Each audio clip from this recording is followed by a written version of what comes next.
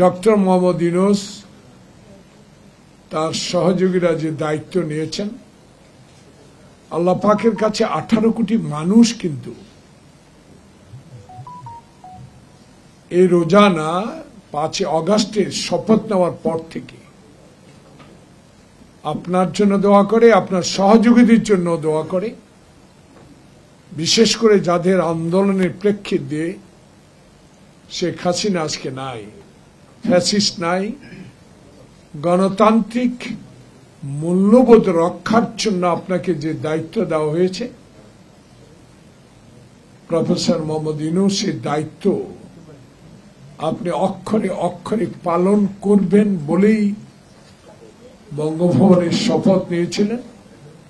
এবং দেশের মানুষের জন্য করণীয়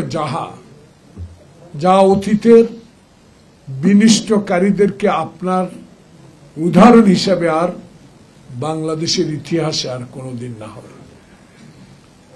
সে কারণে আজকের এই স্থিতিশীল রাষ্ট্র এবং আজকের আয়োজক যে কথাগুলো বলার চেষ্টা করছেন সেটা স্পষ্ট।